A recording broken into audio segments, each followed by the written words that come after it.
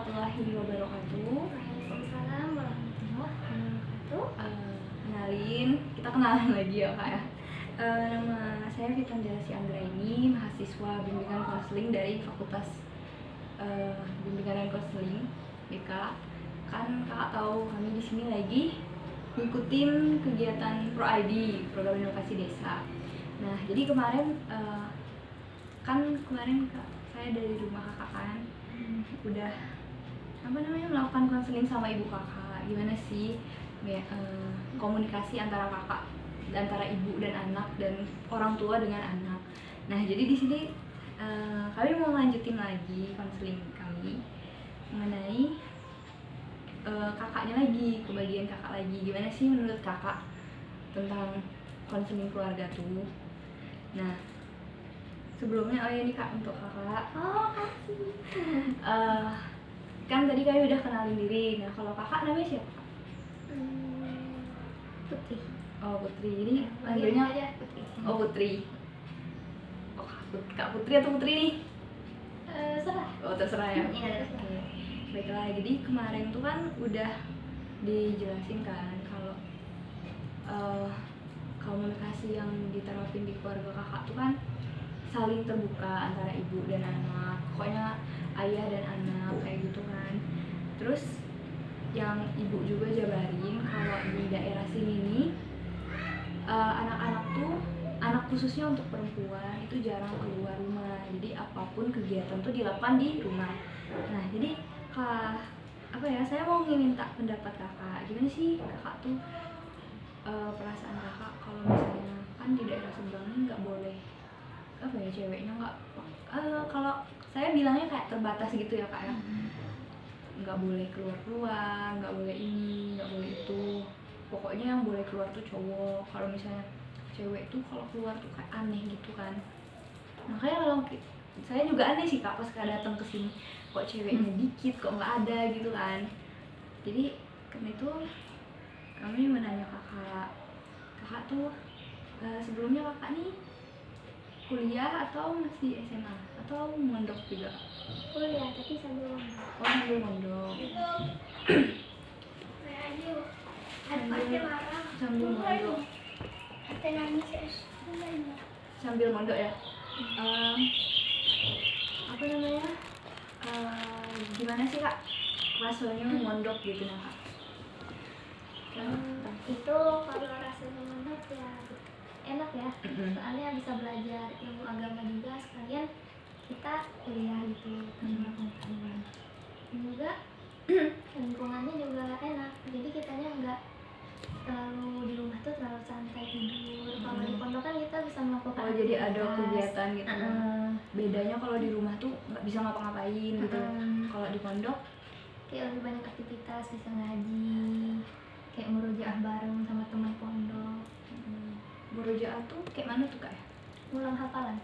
Oh, terus kalau misalnya kakak pulang ke rumah, ada nggak sih kak? Boleh nggak sih kakak bawa temen pondok ke rumah? Atau pernah atau enggak? Pernah. Oh, itu jadi temen kakak tuh lihat rumah yang tiba-tiba kok di rumah aja, itu gimana pendapat teman kakak? Ada nggak dia cerita gitu? Dia kagum karena nengok ceweknya aku masya Allahnya gitu di daerah. Di daerah kayak gitu dia kan. Justru kan ya katanya enak aja lingkungan kayak gini, agamanya juga kuat kayak gitu, ceweknya jarang keluar.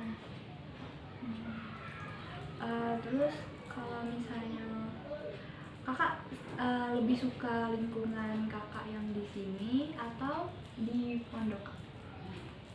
Mungkin karena di rumah nih aktivitasnya kayak cuma tidur, biasanya main HP gitu, ganggu sama HP. Tapi kayaknya nggak di pondok, kayak banyak lakuin aktivitas. Oh, bisa ngobrol sama teman, bisa cerita-cerita gitu kak? Ya, tugas bisa buat bareng. Oh. Ya itu emang kak. Kalau misalnya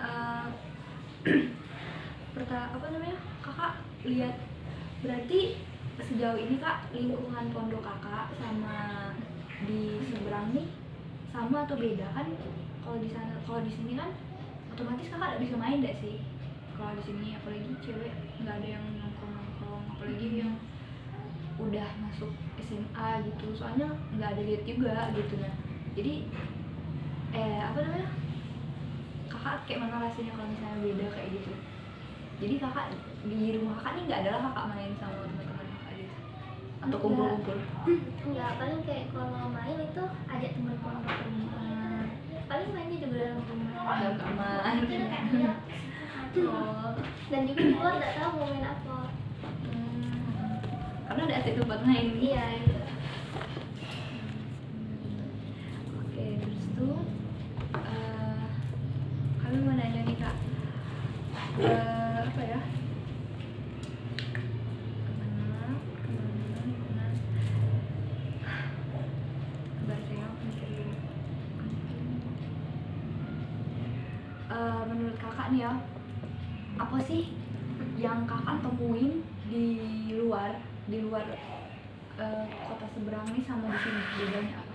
Misalnya kakak kan kalau di pondok otomatis keluar kan, kayak di sana tuh kami masih bisa ketemu anak cowok, atau misalnya di sana tuh bebas, atau kayak di sana tuh cewek tuh boleh keluar gitu. Nah apa aja sih kak kalau misalnya perbedaan? Kan kalau di sini pertama nggak terlalu banyak aktivitas, kalau di luar tuh kan apa sih yang beda gitu? Nah Yang beda kalau di sini kan enaknya kayak setiap azan tuh kayak selalu dengar, masjid banyak juga. Terus ya cewek jarang gitu kan, paling di rumah baik. Kalau bedanya sama di luar paling kalau misalkan jalan kita sering kayak ketemu temen cewek atau di sana kakak sering keluar juga? Hah? Sering keluar juga? Karena kan kita beli makan. Oh beli makanan keluar. Itu kita kan ketemu cewek itu banyak gak pakai jilbab juga contohnya. Kalau di sini kan alhamdulillah rata-rata pakai jilbab kan, Iya. dan jarang keluar gitu. Jadi bedanya kalau di sini lebih terjaga ya cewek-ceweknya, kalau di luar tuh masih bebas gitu. Terus tuh kak, apa sih yang bikin kakak tuh seneng nggak sih kakak tuh di sini gitu? Apa sih menurut kakak di sini kelebihan sama kekurangan?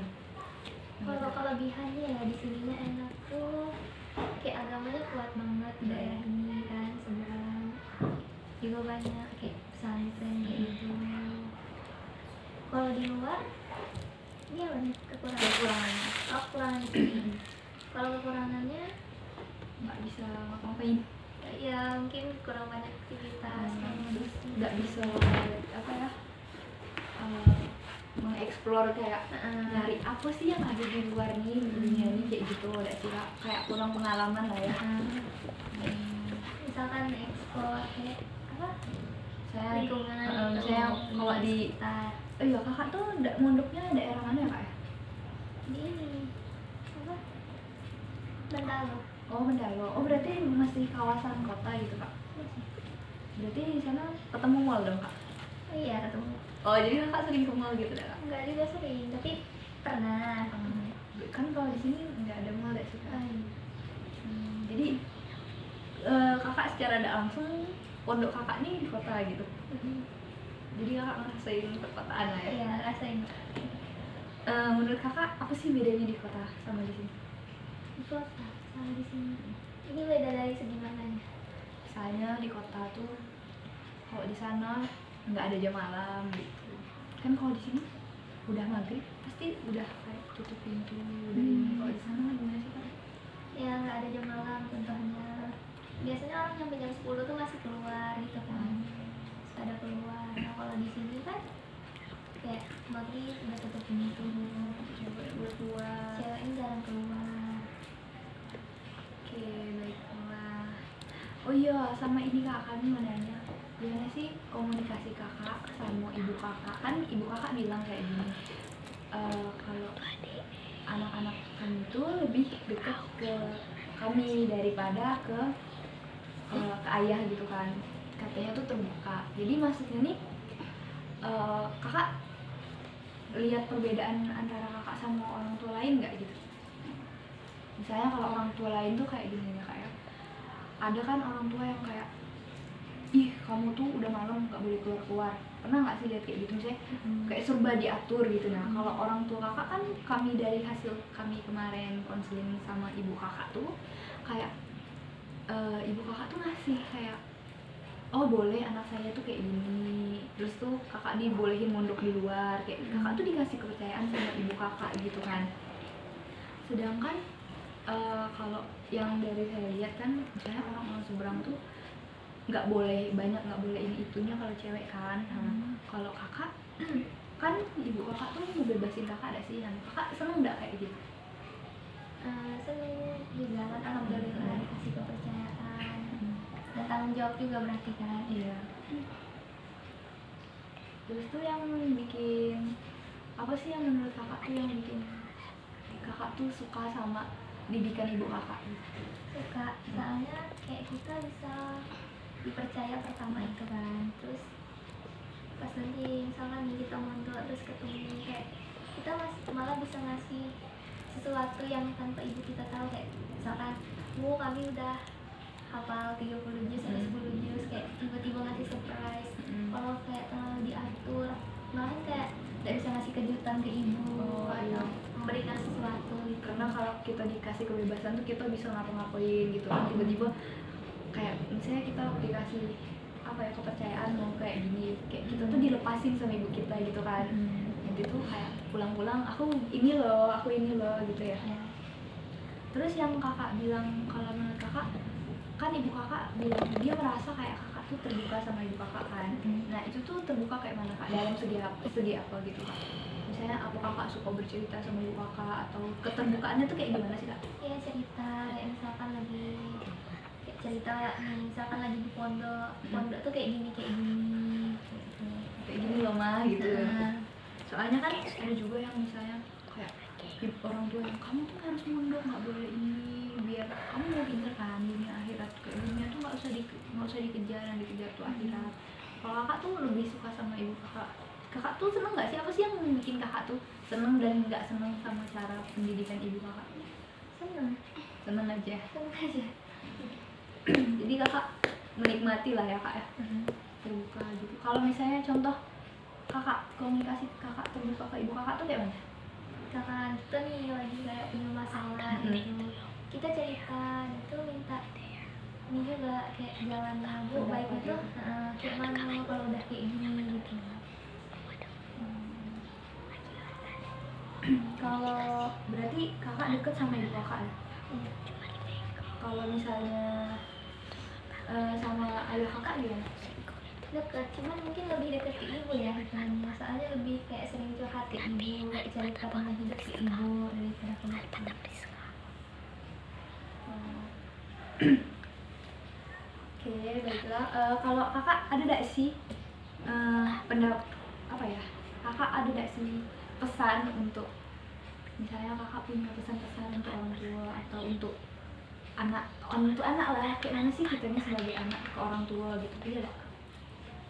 Misalnya kayak kita kasih pesan lah, misalnya ke orang tua, misalnya untuk orang tua kayak kadang kan anak-anak tuh nggak selalu nurut kan, maksudnya nggak selalu ibu tuh kadang-kadang sering juga gak sih. Nah itu kakak ada punya pesan apa nggak, kayak misalnya mah kami tuh nggak suka loh kayak diatur-atur, atau mah kami tuh maunya di kayak giniin loh, atau kakak mau ngasih pesan kayak ke anak-anak misalnya untuk teman-teman aku yang pokoknya anak yang seorang anak yang seumuran aku, gimana sih bisa jadi anak yang baik atau gimana gitu? Kalau yang seumuran misalnya ya, kayak sekarang kalau misalkan kayak di contohnya kayak kami di kelas gitu, ya kita berarti harus pinter kayak jaga kepercayaan orang tua kita itu terutama, terus kita harus punya rasa tanggung jawab juga. Kalau misalkan kita melakukan sesuatu gitu, kita harus punya sikap tanggung jawab. Kita salah, kita ya berarti harus tanggung jawab, kayak jangan ditinggal kayak gitu. Terus kalau untuk seumuran, kalau misalkan kita emang kayak dijaganya sama orang tua kita, berarti kita bersyukur banget, mungkin emang orang tuanya tuh tahu yang terbaik untuk kita kayak gitu kan. Setiap sikapnya tuh beda-beda. Jadi kita tuh sebagai anak harus menerima apa yang orang tua, kayak gini loh orang tua kita gitu ya. Orang tua kita tuh kayak udah ngasih yang terbaik untuk kita gitu. kita tahu pasti ada salahnya kan, cuman kayak diomongin baik-baik, misalnya Ma aku tuh pengennya di gini gitu-gitu ya. Oke, jadi cuman itu aja. Oke, baiklah kalau gitu terima kasih ya Kak waktunya udah berbagi sama kami Kak ya. Semoga ini juga bisa bermanfaat untuk teman kita atau siapapun yang nonton video ini. Sebelumnya kami tutup Kak ya. Terima kasih untuk waktunya. Kami tutup. Wassalamualaikum warahmatullahi wabarakatuh. Kasih Kak. Iya.